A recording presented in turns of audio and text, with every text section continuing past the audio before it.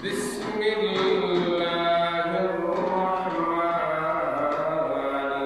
الرحيم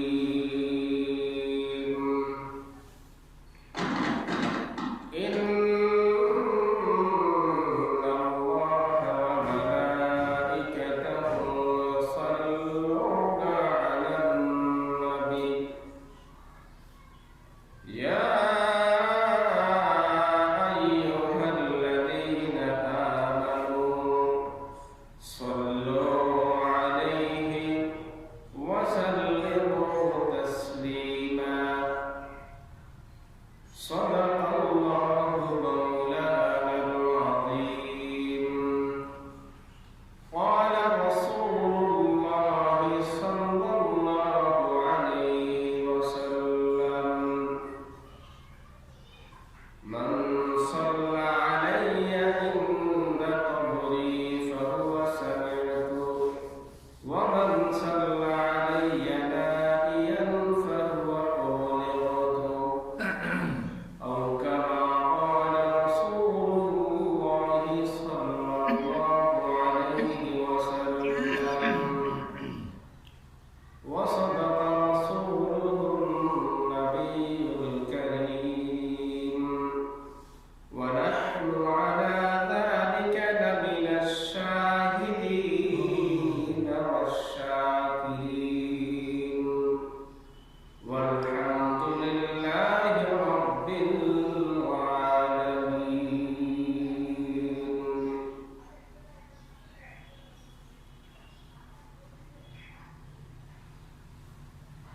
উপস্থিত মুআজ্জাজ মুকাররম মুসল্লিয়ান ইকরাম আমার প্রান্তীয়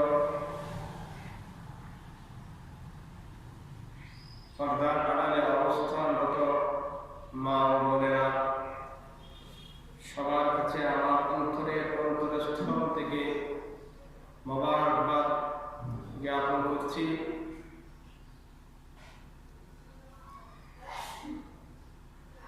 আল্লাহ তাআলা আজ পবিত্র জুমার দিন জুমার সালাত আদায়ের উদ্দেশ্যে আমাদেরকে মসজিদে আসার বসার তৌফিক দান করেছেন। সেই জন্য আমরা প্রত্যেকে আল্লাহ তাআলা শানুর দরবারে অন্তরের অন্তরস্থল থেকে কালিমাতুশ শুকর এক বাক্য উচ্চারণ করি, আলহামদুলিল্লাহ।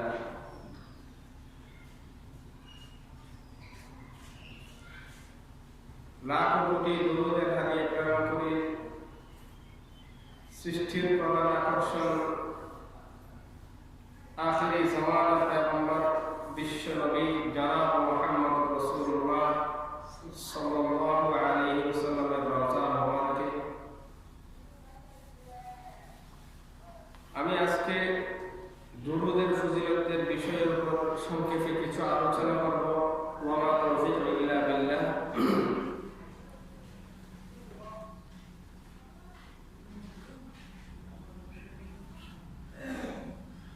আল্লাহ তাআলা 30তম কোরআন কারীম থেকে আমি একখানা আয়াত তেলাওয়াত করেছি। যে আয়াতের মধ্যে আল্লাহ পাক রব্বুল আলামিন রব্বুল ইজ্জত ইরশাদ করেন, ইন্নাল্লাহা ওয়া মালাইকাতাহু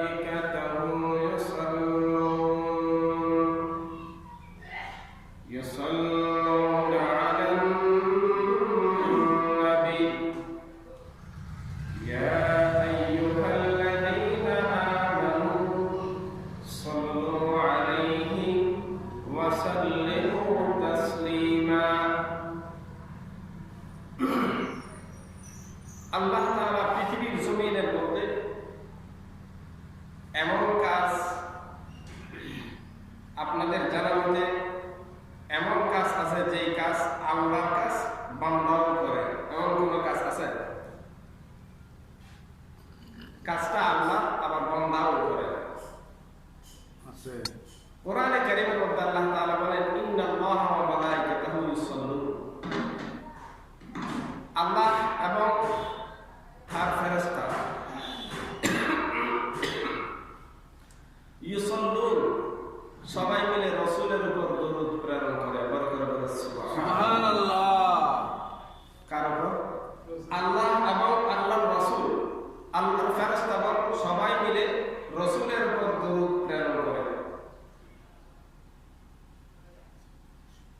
এখন যেমন আমরা প্রতিটা দরুদ ইব্রাহিম আল্লাহুম্মা সাল্লি আলা মুহাম্মদ ওয়া আলা আলি মুহাম্মদ কামা সাল্লাইতা আলা ইব্রাহিম ওয়া আলা আলি ইব্রাহিম ইন্নাকা হামিদুম মাজিদ আল্লাহুম্মা বারিক আলা মুহাম্মদ ওয়া আলা আলি মুহাম্মদ কামা বারাকতা আলা ইব্রাহিম ওয়া আলা আলি ইব্রাহিম ইন্নাকা হামিদুম মাজিদ। আগে আপনাদেরকে দরুদের অর্থটা বোঝাই। দরুদ তো বিভিন্ন প্রকারের আছে, যেমন আমরা আল্লাহুম্মা সাল্লি আলা মুহাম্মাদিন নাবিয়্যিল উম্মি ওয়া আলিহি ওয়া আসহাবিহি ওয়া বারাকা ওয়া সাল্লাম। আল্লাহুম্মা সাল্লি আলা মুহাম্মাদিন ওয়া আনজিলহুল মাকামাল মুকাররামা ইনদাকা ইয়াওমাল কিয়ামাহ। বিভিন্ন প্রকারের দরুদ আছে। প্রসিদ্ধ দরুদে ইব্রাহিম, যেটা আমরা সালাতের মধ্যে আদায় করি, পাঠ করি। রসুলের মর্যাদা, কেমন মর্যাদা, এই দরুদের দিকে দৃষ্টিপাত করলে বোঝা যায়। দরুদের মধ্যে আল্লাহ তাআলা দরুদ পাঠ করেন, ভালো করে খেয়াল করবেন। কোরআনে কারীমের মধ্যে আল্লাহ তাআলা বলেন ইন্নাল্লাহা ওয়া মালাইকাতুহু, নিশ্চয় আল্লাহ এবং তার ফেরেশতা, ইউসাল্লুন, তারা দরুদ পাঠ করতেছেন, পাঠ করেছেন এবং করতেছেন। এটা মুজারার সিগা, অতীত এবং বর্তমান কালকে বোঝায়। ইউসাল্লুন, দরুদ পাঠ করেছিলেন এবং করতেছেন আলান নবী, রাসূলের উপর। ইয়া আইয়ুহাল্লাযীনা আমানু, আল্লাহ তাআলা আমাদেরকে লক্ষ্য করিয়ে বলেন ঈমানদারদেরকে, ইয়া আইয়ুহাল্লাযীনা আমানু, হে ঈমানদারগণ, সল্লু, তোমরাও দরুদ কি করো? পাঠ করো রাসূলের উপর। এখন দরুদ পাঠ করার কথা আল্লাহ তাআলা বলেছেন, আল্লাহ এবং তার ফেরেশতা দরুদ পাঠ করেন, আমাদেরকেও দরুদ পাঠের কথা বলেছেন, আদেশ করেছেন। ভালো করে খেয়াল করবেন, একটা সূক্ষ্ম বিষয়, আদেশ করেছেন দরুদ পাঠ করার জন্য।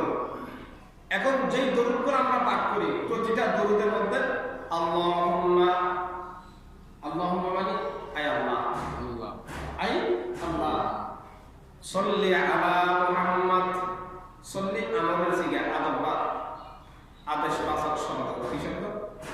কোন একটা কাজের হুকুম দিলে আমার শব্দ ব্যবহার হয়, আদেশ করেন।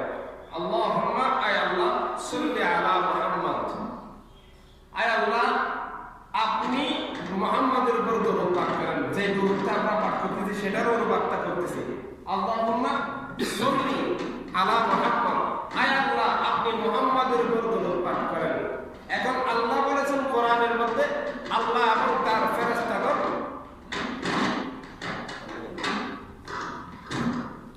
আল্লাহ তাআলা বলেছেন আল্লাহ এবং তার ফেরেশতাগণ রাসূলের উপর দরুদ পাঠ করেন।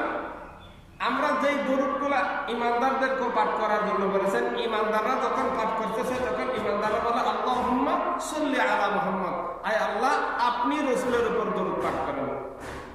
কথাটা কেমন দেখা গেল? ওদিকে আমাদেরকে বলেছেন দরুদ পড়ার জন্য, আর আমরা বলতেছি যে দরুদটা পাঠ করতেছি সেই দরুদের মধ্যে আল্লাহকে আদেশ করতেছি, আল্লাহকে বলতেছি আপনি পড়েন। আল্লাহ বলেছেন কোরআনের মধ্যে আমাদেরকে পড়ার জন্য, আল্লাহ স্বয়ং নিজে পড়েন এবং তার ফেরেশতারা রাসূলের উপর দরুদ পাঠ করেন। আমাদেরকে ঈমানদারদেরকে বলেছেন আপনারাও, তোমরাও কি করো? রাসূলের উপর দরুদ পাঠ করো। যেই দরুদটা পাঠ করার কথা বলেছেন সেই দরুদের মধ্যে আমরা শুরু করতেছি আল্লাহুম্মা আয় আল্লাহ সাল্লি আলা মুহাম্মদ, আপনি মুহাম্মাদের উপর দরুদ পাঠ করেন। এটা কি দরুদ হলো?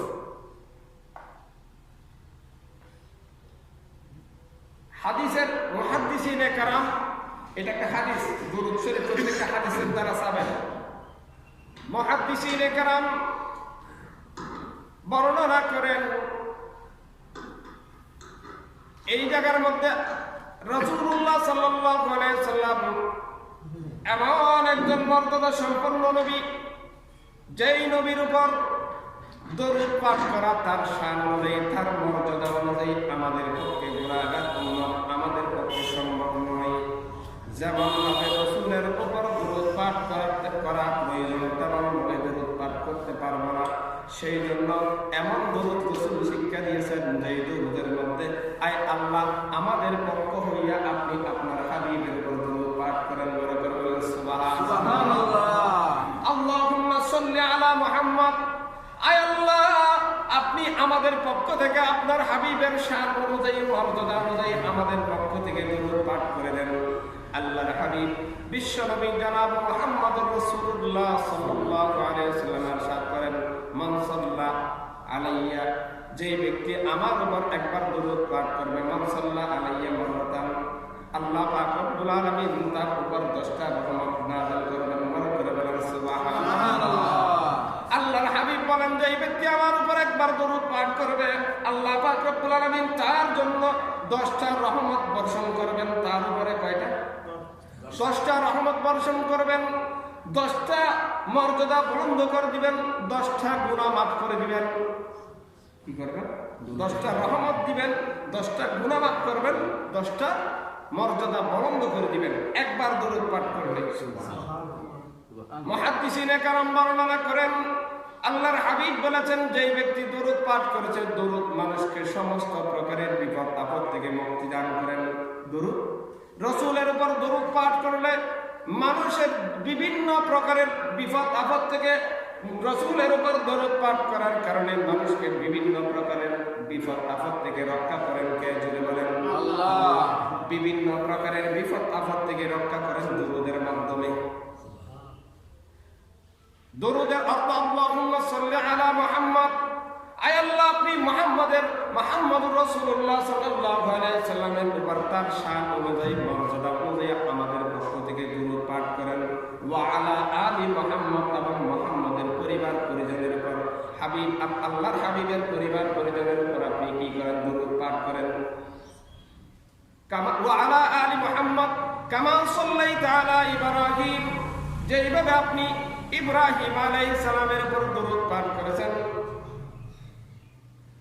আল্লাহুম্মা সাল্লি আলা মুহাম্মদ ওয়া আলা আলি মুহাম্মদ কামা সাল্লাইতা আলা ইব্রাহিম ওয়া আলা আলি ইব্রাহিম ইন্নাকা হামিদুম মাজিদ। আল্লাহুম্মা বারিক আলা মুহাম্মদ। আয় আল্লাহ আমাদের পক্ষ থেকে দরুদের বরকত রাসূলের উপর তার শান অনুযায়ী আপনি পাঠ করিয়া বলে দেন, আল্লাহুম্মা বারিক আলা মুহাম্মদ ওয়া আলা আলি মুহাম্মদ, মুহাম্মদের পরিবার পরিজনের উপর কামা বারাকতা আলা ইব্রাহিম ওয়া আলা আলি ইব্রাহিম, যেইভাবে ইব্রাহিম আলাইহিস সালামের পরিবার পরিজনের উপর আপনি দরুদের রহমত প্রেরণ করেছিলেন, সেই রহমত আমাদের পক্ষ হইয়া আপনাকে আমরা উকিল ধরেছি। কি ধরেছি?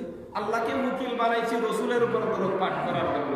কারণ রাসূলের যেই পরিমাণ শান মর্যাদা, সম্মান, সেই পরিমাণের আমাদের গুনাহগারের জবান দিয়া সেই পরিমাণের সম্মান অনুযায়ী দরুদ আমরা পাঠ করতে পারবো না। বিদায় আল্লাহকে আমরা উকিল ধরিয়া, আল্লাহ আমাদের পক্ষ হইয়া আপনি রাসূলের উপর দরুদ পাঠ করে দেন। সুবহানাল্লাহ। দরুদের ফজিলত, আল্লাহর নবীর সাহাবী হযরত জাবের রাদিয়াল্লাহু তাআলা আনহু, আল্লাহর নবীর সাহাবী জাবের রাদিয়াল্লাহু তাআলা একদিন বাজারে গেলেন। বাজারে যাওয়ার উদ্দেশ্য ছিল বাজার থেকে একটা বড় আকারের, যেটা সবচেয়ে বড় মাছ হবে, সেই মাছটা আমি ক্রয় করে বাড়িতে আনবো, কিনে আনবো। বাজারে যাওয়ার কারণ, বাজার থেকে সবচেয়ে বড় মাছ যেই মাছটা হয়, সেই মাছটা কিনে এনে ওই মাছটা রান্না করে আল্লাহর হাবিবকে দাওয়াত দিবেন। হযরত জাবের রাদিয়াল্লাহু তাআলা বাজারে গেলেন, বাজার থেকে বিশাল একটা মাছ ক্রয় করলেন, মাছ কিনলেন, মাছ কিনিয়া বাড়িতে চলে আসলেন। বাড়িতে আসিয়া বিবিকে বলেন, ও আমার বিবি, আমি বাজার থেকে বড় আকারের একটা মাছ কিনে এনেছি, এই মাছটা ভালো করে কাটিয়া ধুইয়া তুমি মাছটা রান্না করো। আমি বিশ্বনবী জনাব মুহাম্মদুর রাসূলুল্লাহ সাল্লাল্লাহু আলাইহি সাল্লামকে আমার বাড়িতে আজকে খাবারের জন্য দাওয়াত দিতে যাচ্ছি। বিবিকে মাছটা হাতে দিয়া আল্লাহর নবীর সাহাবী জাবের রাদিয়াল্লাহু তাআলা রাসূলের বাড়ির দিকে রওনা দিলেন। রাসূলের বাড়িতে গিয়া রাসূলুল্লাহ সাল্লাল্লাহু আলাইহি সাল্লাম আল্লাহর হাবিবকে বলেন, ওগো আমার হাবিব, আপনার কাছে এসেছি, আপনাকে আমার বাড়িতে আজকে দাওয়াত দিলাম, আপনি আমার দাওয়াত গ্রহণ করেন। আল্লাহর নবী আল্লাহর হাবিব বলেন, ঠিক আছে আমি তোমার বাড়ির দাওয়াত গ্রহণ করলাম, যাও তুমি রান্না করে দাও, আমি চলে আসতেছি। এই কথা বলার পরে আল্লাহর নবীর সাহাবী জাবের রাদিয়াল্লাহু তাআলা তার বাড়ির দিকে রওনা দিলেন। বাড়িতে আসিয়া বিবির কাছে জিজ্ঞাসা করেন, ওগো বিবি, ওগো আমার পেয়ারা বিবি, রাসূলের জন্য যেই মাছটা ক্রয় করে কিনে আনলাম সেই মাছটা রান্না করা হয়েছে কিনা, ফ্রাই করা হয়েছে কিনা? বিবি ডাক দিয়ে বলেন, ওগো আমার স্বামী, যেই মাছটা আপনি বাজার থেকে আনলেন সেই মাছটা আমি কাটিয়া যখন চুলার উপর দিলাম, চুলার উপর দিয়া যখন আগুন জ্বালাইলাম, সাথে সাথে আগুন জ্বালাইতে শুরু, কিন্তু ফাঁক করে আগুনটা নিভে যাইতে দেরি নাই। বড় করে বলেন সুবহানাল্লাহ।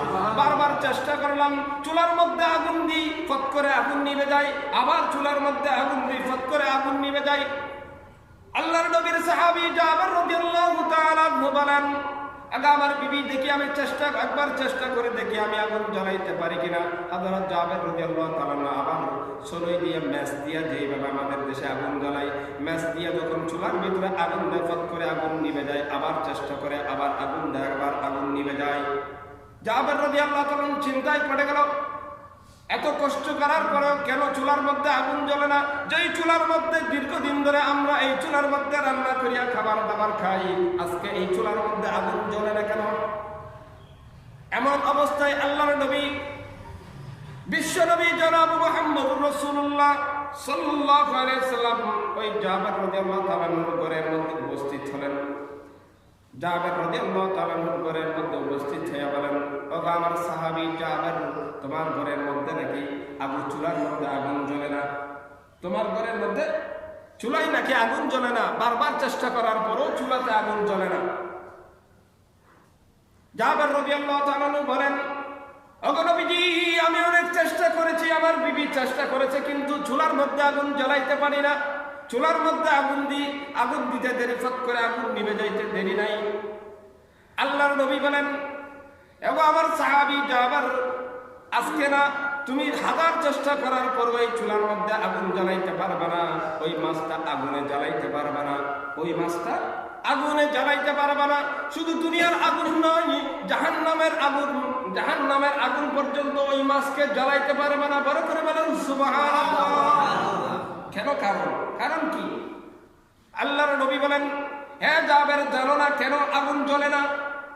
জাবের রাদিয়াল্লাহু তাআলা বলেন, ইয়া রাসূলুল্লাহ, আল্লাহ এবং তার রাসূল ভালো জানে, আমি জানি না। এই কথা বলার পরে রাসূলুল্লাহ সাল্লাল্লাহু আলাইহি ওয়াসাল্লাম বলেন, এ আমার সাহাবী জাবের, শুনো, মন দিয়ে শুনো আমি কি বলেছি। রাসূল বলেন, এই নদীর দিকে, এই সাগরের দিকে একটা জাহাজ যাইতেছে। জাহাজ কি? জাহাজ যাইতেছে। ওই জাহাজের মধ্যে আমার একজন আশিক, আমার একজন প্রেমিক, প্রকৃত আশিক রাসূল, আমি নবীর একজন আশিক, জাহাজের মধ্যে বসে বসে আমার উপর দরুদ পাঠ করতেছে। আল্লাহুম্মা সাল্লি আলা মুহাম্মদ, জোরে বলেন, আল্লাহুম্মা সাল্লি আলা মুহাম্মদ ওয়া আলা আলি মুহাম্মদ কামা সাল্লাইতা আলা ইব্রাহিম ওয়া আলা আলি ইব্রাহিম ইন্নাকা হামিদুম মাজিদ। আল্লাহুম্মা বারিক আলা মুহাম্মদ ওয়া আলা আলি মুহাম্মদ কামা বারাকতা আলা ইব্রাহিম ওয়া আলা আলি ইব্রাহিম ইন্নাকা হামিদুম মাজিদ। ওই জাহাজের মধ্যে আমার একজন প্রকৃত আশিক আমার উপর দরুদ পাঠ করতেছে। ওই দরুদের আওয়াজ শোনার জন্য ওই সাগরের মধ্যে জাহাজের পিছনে পিছনে একটা মাছ যাইতেছে। ওই মাছটা জেলের জালের মধ্যে ধরা পড়েছে। ওই জেলের জালের মাছটা বাজারে এসেছে। ওই বাজার থেকে তুমি সেই মাছটা কিনে এনেছো। যেই মাছের আমি রসুলের প্রতি আশক তাকিয়া, আমি রসুলের আশক নিয়া যেই মাছ আমার দরুদ শোনার জন্য ওই জাহাজের পিছনে পিছনে তাড়া করে জাহাজের পিছনে পিছনে যায়, সেই মাছটা দুনিয়ার আগুন না, জাহান্নামের আগুন পর্যন্ত সেই মাছকে জ্বালাইতে পারবে না। বড় করে বলেন সুবহানাল্লাহ। এটা হচ্ছে কি রসুলের দরুদের ফজিলত। রসুলের উপর দরুদ পাঠ করলে বিপদ থেকে মুক্ত হয়, মর্যাদা বুলন্দ হয়, 10টা গুনাহ মাফ হয়, আল্লাহর রহমতের দরওয়াজা প্রশস্ত হয়ে যায়। বড় করে বলেন সুবহানাল্লাহ। শুধু তাই নয়, ইরাকের জমিনের মধ্যে আল্লাহর খানে কাবার কাছে একজন আল্লাহর ওলি, যেই ওলিটার নাম হচ্ছে শিবিলি নামক একজন আল্লাহর ওলি, হজ করার জন্য খানে কাবার কাছে গেছেন। খানায়ে কাবার কাছে গিয়া আল্লাহর খানায়ে কাবার চতুর্পাশে 7 চক্কর তওয়াফ লাগাইতেছেন। কি করতেছেন? তওয়াফ করতেছেন। আল্লাহর খানায়ে কাবার তওয়াফ করতেছেন। তওয়াফের সময় একটা দোয়া পাঠ করা লাগে কিনা? জানেননি? তওয়াফের সময় দোয়া পাঠ করা লাগে। লব্বাইক আল্লাহুম্মা লব্বাইক লা শারীকা লাক লব্বাইক ইন্নাল হামদা ওয়ান নি'মাতা লাকা ওয়াল মুলক লা শারীকা লাক। লব্বাইক, আয় আল্লাহ আমি উপস্থিত। লব্বাইক আল্লাহুম্মা লব্বাইক লা শারীকা লাক লব্বাইক, আপনার সাথে কোনো শরীকদার নাই। আমি সাক্ষী দিলাম, আমি উপস্থিত হয়ে আপনার ঘরের কাছে এসে উপস্থিত হয়ে সাক্ষী দিলাম। এই দোয়াটা হজের সময় যখন খানায়ে কাবার চতুর্পাশে তওয়াফ করে তখন দোয়াটা পড়া লাগে। এটাকে বলা হয় তালবিয়া। এটাকে কি বলে? তালবিয়া। খানায়ে কাবার তওয়াফের সময় এই দোয়াটা পড়া লাগে। লব্বাইক আল্লাহুম্মা লব্বাইক ইন্নাল হামদা ওয়ান নি'মাতা লাকা ওয়াল মুলক লা শারীকা লাক। যখন শিবলি নামক আল্লাহর ওলি খানায়ে কাবার তওয়াফের সময় এই দোয়াটা পড়তেছেন, আরেকজন যুবক, অল্প বয়সী যুবক খানায়ে কাবার তওয়াফ করতেছে তার পাশে পাশে ঘুরিয়া, কিন্তু সেই ব্যক্তি লব্বাইক আল্লাহুম্মা লব্বাইক দোয়াটা পড়তেছে না, সেই শুধু পড়তেছে সাল্লাল্লাহু আলাইহি ওয়াসাল্লাম। জোরে সাল্লাল্লাহু আলাইহি ওয়াসাল্লাম, সাল্লাল্লাহু আলাইহি ওয়াসাল্লাম, সাল্লাল্লাহু আলাইহি ওয়াসাল্লাম, সাল্লাল্লাহু আলাইহি ওয়াসাল্লাম রাসূলের উপর দরুদ পাঠ করতেছেন। এই দৃশ্যটা যখন শিবলি নামক আল্লাহর ওলি দেখলেন, আল্লাহর ওলি চিন্তা করলো দুনিয়ার মধ্যে কত মজস্টিক দেখলাম, এর মতো প্লাস্টিক তো আর দেখলাম না। কারণ এই জায়গার মধ্যে দোয়া পড়ার দরকার কি? লব্বাইক আল্লাহুম্মা লব্বাইক লব্বাইক লা শারীকা লাক লব্বাইক ইন্নাল হামদা ওয়ান নি'মাতা লাকা ওয়াল মুলক লা শারীকা লাক। দোয়া পড়া যায়, ওইটাই দোয়া পড়তে হয়। এখন এই জায়গার মধ্যে আসিয়া এই সন্তান, যুবক সন্তান দোয়া পড়তেছে না, দোয়ার জায়গায় রাসূলের উপর দরুদ পাঠ করতেছে সাল্লাল্লাহু আলাইহি ওয়াসাল্লাম, সাল্লাল্লাহু আলাইহি ওয়াসাল্লাম, সাল্লাল্লাহু আলাইহি ওয়াসাল্লাম। এখন শিবলি নামক আল্লাহর ওলি চিন্তা করলো এখন কি করা যায়। আমি ইহরাম অবস্থায়, এই সময় কি করেছেন তারা দুইজন ইহরাম অবস্থায়, ইহরাম পরিহিত অবস্থায় আমি ওই সন্তানকে যদি বলি তুমি কি দোয়া জানো না, এই কথা যদি বলি সন্তান যদি রেগে যায় তাহলে দুইজনের হজ কি হয়ে যাবে? নষ্ট হয়ে যাবে। ইহরাম অবস্থায় কারোর সাথে ঝগড়া করা যায় না, হজ নষ্ট হয়ে যাবে। সেই জন্য শিবলি নামক আল্লাহর ওলি অপেক্ষা করলেন হজ শেষে ওই সন্তানের সাথে যদি আমার সাক্ষাৎ হয় তার কাছে জিজ্ঞেস করব। আল্লাহর শুকরিয়া, মাকামে ইব্রাহিম এবং খানায়ে কাবার মাদামাদি হজের কাজ সম্পাদন হওয়ার পর ওই সন্তান, যুবক সন্তানের সাথে সাক্ষাৎ হলো। যুবক সন্তানের সাথে যখন সাক্ষাৎ হলো, ওই যুবক সন্তানকে সম্বোধন করিয়া বলেন, হে আমার বৎস, হে আমার ছেলে, আমি তোমার কাছে একটা জিনিস জানতে চাই। বলে কি জানতে চান হুজুর বলেন। তখন ওই সন্তানকে শিবলি নাম আল্লাহর ওলি বলেন, শিবলি আল্লাহর ওলি বলেন, তুমি এই হজের মধ্যে খানায়ে কাবার তওয়াফ করতেছ এবং সাই বাইনা সাফা ওয়াল মারওয়া, সাফা মারওয়ার মধ্যে দৌড়াদৌড়ি করতেছ, সব জায়গায় মধ্যে দেখলাম তুমি সাল্লাল্লাহু আলাইহি ওয়াসাল্লাম, সাল্লাল্লাহু আলাইহি ওয়াসাল্লাম, সাল্লাল্লাহু আলাইহি ওয়াসাল্লাম দরুদ পড়তেছ, কিন্তু ওই জায়গার মধ্যে যে একটা দোয়া পড়া লাগে সেটা কি তুমি জানো না? ওই সন্তান, যুবক সন্তান বলেন, ওগো আল্লাহর ওলি, আমি অবশ্যই জানি, জানার পরও আমি সাল্লাল্লাহু আলাইহি ওয়াসাল্লাম দরুদ পাঠ করেছি। আল্লাহর ওলি জিজ্ঞাসা করেন, কেন তুমি দরুদ পাঠ করেছ? ওই সন্তান বলেন, হুজুর ওই কথা যদি জানতে চান অনেক লম্বা কাহিনী। আল্লাহর ওলি বলেন, কাহিনী লম্বা করো, আমার জানার দরকার, তুমি বলো কেন বলতেছ, কেন পড়েছিলা দরুদ, কেন পড়েছিলা দোয়ার জায়গায় দরুদ কেন পড়েছিলা? এই কথা বলার পরে সন্তান বলা শুরু করলো, আমার বাড়ি হলো ইরাকের জমিন। কোথায়? ইরাক থেকে। আমার ঘর হলো ইরাকের জমিনের মধ্যে। আমি এবং আমার বাবা দুইজন হজের উদ্দেশ্যে রওনা দিলাম ইরাকের জমিন থেকে। ইরাকের জমিন থেকে আস্তে আস্তে যখন আমরা বগদাদের জমিন, ইরাকের রাজধানী বগদাদের জমিন পর্যন্ত, এক জায়গা থেকে অন্য জায়গায় বগদাদের জমিন পর্যন্ত এসেছি, তখন হঠাৎ করে আমরা এক জায়গার মধ্যে বিশ্রাম করলাম, তাঁবু টাঙাইলাম। তাঁবু টাঙানোর পরে হঠাৎ করে দেখতে পাইলাম আমার বাবা রাত্রে শুয়েছে বিছানার মধ্যে। রাত্রে শোয়ার পরে আমার বাবার শরীরের মধ্যে প্রচন্ড জ্বর শুরু হয়েছে। কথা বুঝা যায় না? বুঝা যায়? আমার বাবার শরীরের মধ্যে প্রচন্ড জ্বর শুরু হয়েছে। হঠাৎ করে দেখলাম সকাল হতে হতে আমার বাবা ওই জ্বর নিয়ে মৃত্যুবরণ করেছে। বলেন ওয়াইদা আসাবাতহুম মুসিবা ক্বালু ইন্না লিল্লাহি ওয়া ইন্না ইলাইহি রাজিউন। যখন মানুষের মুসিবতের সময় হয় তখন কি পড়া লাগে? ইন্না লিল্লাহি ওয়া ইন্না ইলাইহি রাজিউন। আমার বাবা সকাল হতে হতে ওই জ্বরের উপর, জ্বরের থেকে জ্বর রাখি আমার বাবার শরীরে জ্বরের কারণে সকাল হতে হতে আমার বাবা মৃত্যুবরণ করেছে, আমার বাবা ইন্তেকাল হয়ে গেছে। আমি দেখলাম আমার বাবা যখন ইন্তেকাল হয়ে গেছে সাথে সাথে দেখতেছি আমার বাবার, হঠাৎ করে দেখতেছি অল্প সময়ের মধ্যে আমার বাবার চেহারাটা পরিবর্তন হইয়া শুকরের চেহারার মতো হয়ে গেছে। বড় করে বলেন নাউযুবিল্লাহ। হঠাৎ করে দেখলাম আমার বাবার চেহারাটা শুকরের চেহারার মতো হয়ে গেছে।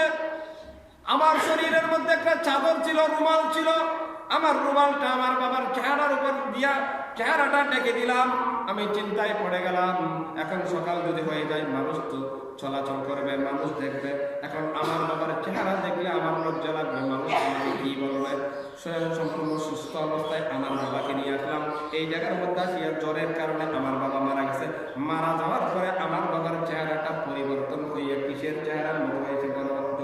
বলেন শুকরের চেহারার মতো হয়ে গেছে। সন্তান চিন্তা করতেছে এখন কি করা যায়। সন্তান বাবার পাশে বসিয়া কান্না করতেছেন। সকাল থেকে কান্না করতে করতে জোহরের সময় হয়েছে। জোহরের সময় যখন হয়েছে 4 রাকাত জোহরের নামাজ ওই জায়গার মধ্যে বসে আদায় করলেন। এরপরে আবার কান্না শুরু করলেন। কান্না করতে করতে আসরের সময় হয়েছে। আসরের সময় 4 রাকাত ফরজ নামাজ আদায় করে আবার কান্না শুরু করলো। আবার কাঁদতে কাঁদতে মাগরিবের সময় হয়েছে। মাগরিবের সময় 3 রাকাত ফরজ নামাজ পড়িয়া আবার কান্না শুরু করলো বাবার পাশে বসিয়া। কি করা যায়, কি করতে পারি? এশারের নামাজের সময় যখন হয়েছে 4 রাকাত এশারের নামাজ 3 রাকাত বিতরের সালাত করিয়া কাঁদতে কাঁদতে শরীর ক্লান্ত হয়ে গেছে। বাবার পাশে যখন কাঁদতে কাঁদতে শুয়ে পড়ছে তার চোখের মধ্যে ঘুম চলে এসেছে। কি ঘুম চলে এসেছে? ঘুমের মধ্যে যখন গভীর রাত হলো, ঘুমের মধ্যে স্বপ্নে দেখেন একজন ব্যক্তি সেই ঘুমের মধ্যে স্বপ্ন দেখতেছেন।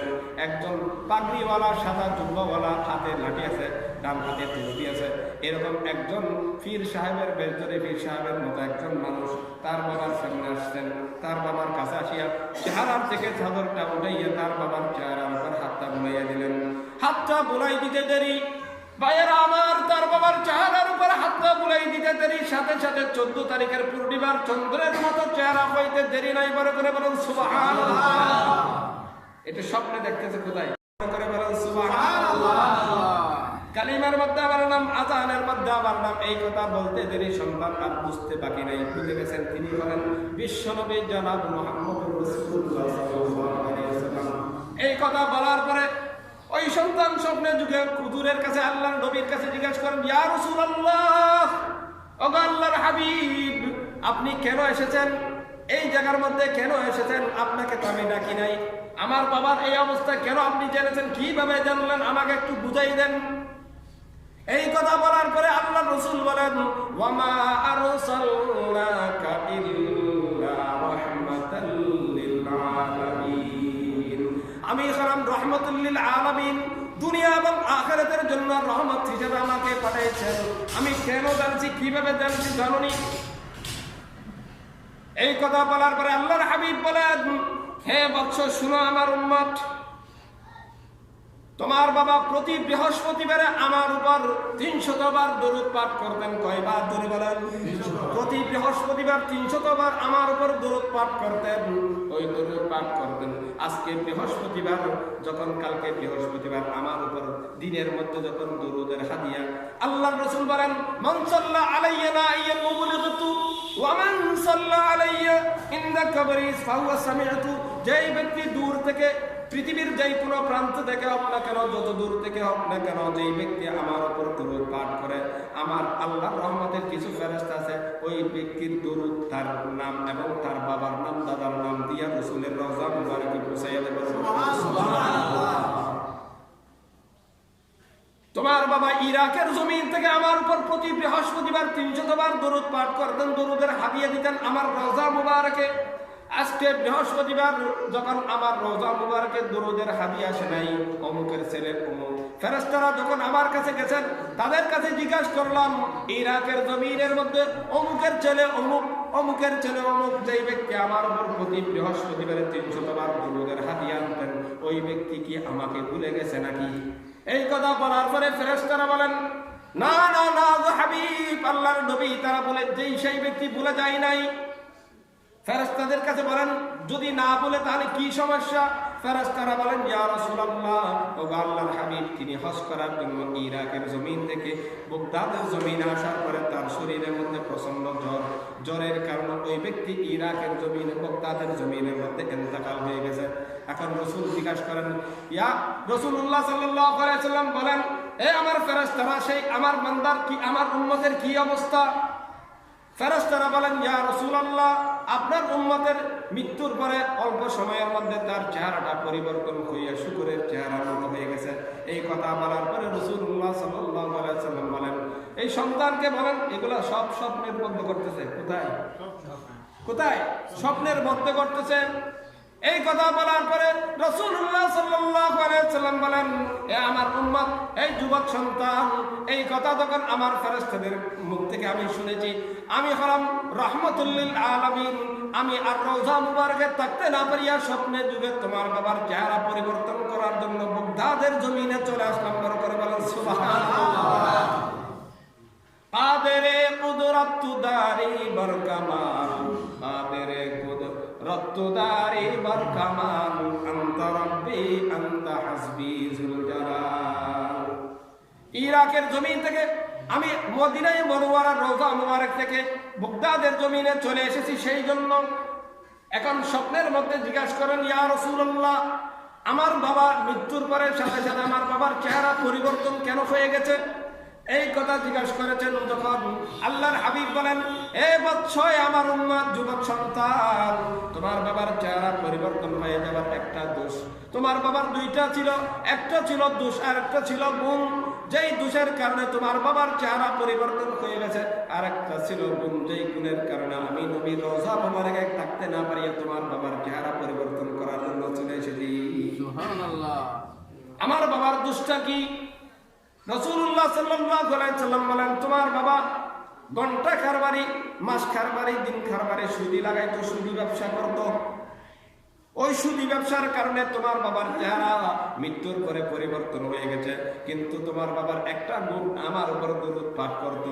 ওই দরুদের কারণে আমি নবীর রওজাতে থাকতে না পারিয়া আমার উম্মতের চেহারা পরিবর্তন করার জন্য বাগদাদের জমিনে চলে এসেলাম। বড় করে বলেন সুবহানাল্লাহ। এই কথা বলার পরে সন্তান বলেন, রাসূলুল্লাহ সাল্লাল্লাহু আলাইহি ওয়াসাল্লাম শেষ কথা ওই সন্তানকে বলতেছেন, এ বাচ্চা, তুমি চিন্তা করিও না, তোমার বাবার জানাজা কেমনে পড়বে, কিভাবে পড়বে, কে পড়বে, এলান করার দরকার নাই, না কি করার দরকার নাই, কাউকে ফোন করার দরকার নাই, কাউকে চিঠি দেওয়ার দরকার নাই। সকালবেলা যখন তুমি ঘুম থেকে উঠবা, দেখবা লক্ষ লক্ষ হাজার হাজার মানুষ তোমার বাবার জানাজা পড়ার জন্য বাগদাদের জমিনে উপস্থিত হয়ে যাবে। বড় করে বলেন সুবহানাল্লাহ। এই স্বপ্ন শেষ। এখন ওই সন্তানের ঘুম ভাঙলো। ঘুম ভাঙার পরে উঠে বাবার চেহারার উপর ওই রুমালটা এখনো আছে, রুমালটা তুলে দেখতেছে বাবার চেহারাটা আগের চেয়ে হাজার হাজার গুণে নূরান্বিত হয়ে গেছে। বড় খুব এখন সেই ব্যক্তি ঘুম থেকে উঠে চেহারা তুলে তার বাবার চেহারা দেখতে দেরি। মানুষ মেজবানে যেইভাবে চাই, মাছবানে চাইলে যেভাবে সারিবদ্ধভাবে লাইন ধরে ধরে মানুষ যায়, ওইভাবে মানুষের দল নেমে গেছে ওই জায়গার মধ্যে তার বাবার জানাজা পড়ার জন্য। পরে করে বলে সুবহানাল্লাহ। এখন জানাজা কেন পড়ার জন্য এত মানুষ এসেছে সে তো এলান করে নাই। রাসূলুল্লাহ সাল্লাল্লাহু আলাইহি ওয়াসাল্লাম যখন চেহারার মধ্যে হাত বুলাই দিয়ে চলে যাচ্ছেন, স্বপ্নে যুগে যখন চেহারার মধ্যে হাত বুলাই দিয়ে চেহারা পরিবর্তন করে তখন চলে যাইতেছেন, এমন সময় একটা এলান করে করে যাইতেছেন, ইরাকের জমিনে, বাগদাদের জমিনে এমন কোন ব্যক্তি আছো যে ব্যক্তির জীবনের সমস্ত গুনাহ মাফ করাইতে চাও? তোমাদের জীবনের সমস্ত গুনাহ যদি মাফ করাইতে চাও, বাগদাদের জমিনে এমন একজন ব্যক্তি ইন্তেকাল হয়েছে, যেই ব্যক্তির ইন্তেকাল হয়েছে, যেই ব্যক্তির জানাজার মধ্যে তোমরা উপস্থিত হইলে তোমাদের জীবনের সমস্ত গুনাহ মাফ করে দিবেন। কে? জোরে বলেন। আল্লাহ তোমাদের সমস্ত জীবনের সমস্ত গুনাহ মাফ করে দিবেন। আল্লাহ একটু জিকির করেন না।